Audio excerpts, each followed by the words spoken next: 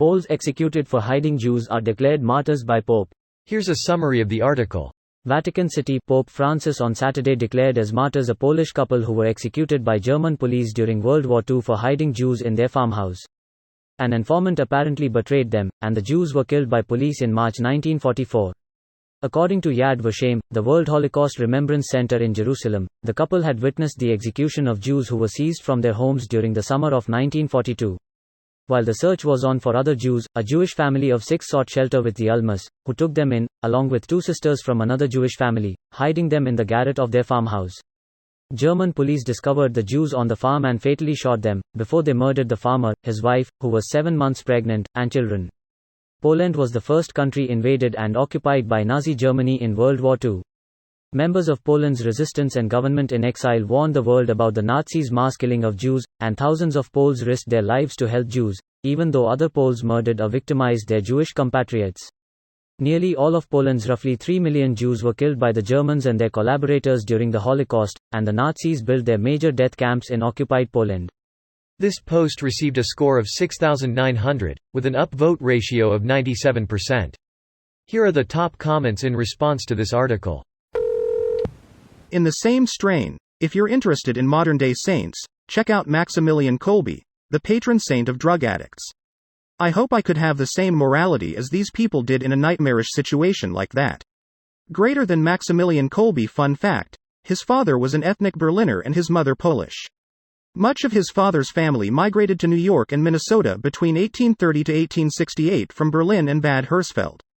This resulted in family members, as early as second cousins of Maximilian, fighting the Nazis during WW2. Source. I'm a member of said Kolbe family and do genealogy as a hobby. He's my patron saint. Thank you for sharing. We were invited to the St. Maximilian Kolbe Roman Catholic Polish Mission in San Diego, California, USA many years ago to talk about our genealogical history. It ended up being a Kolbe reunion of sorts. Was sincerely weird getting attention for something we didn't, but Raymond Kolbe did, but it's still interesting being related to him, I guess. I grew up in Poland in 80s and can tell you every Polish schoolchild knows who he was. I can confirm. We can't ever forget those who risked their lives in situations like these, when they could have easily walked away. It could inspire future people in similar situations. It's not easy at times to stand up to an overwhelming evil. We also can't forget that the defeat of the Nazis was no victory. The Nazis won against the Jews. The Jewish peoples of Europe were effectively wiped out. 2/3 of all European Jews were murdered. The Jewish population in Poland was over 3 million before the Holocaust. Today, under 1,500.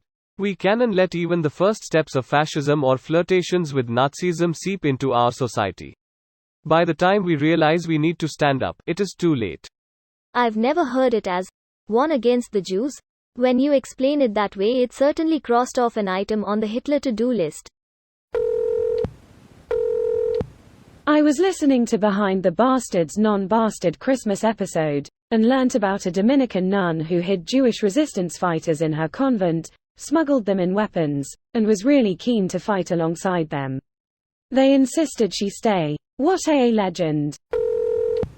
Listen to Behind the Bastards this week about some Jews during the Holocaust. When the Catholic nun showed up with hand grenades ready to fight Nazis, I teared up a bit. Hand grenades are always a proper response to Nazis. Do you happen to know which episode? Good. Anything they do to encourage good behavior deserves applause. Pope says or does something agreeable. Reddit becomes outraged. This video was automatically created by Reddit to speech. The article and comments in this video were selected from Reddit according to their upvotes, and any paraphrasing was performed by smmry.com, without any human intervention.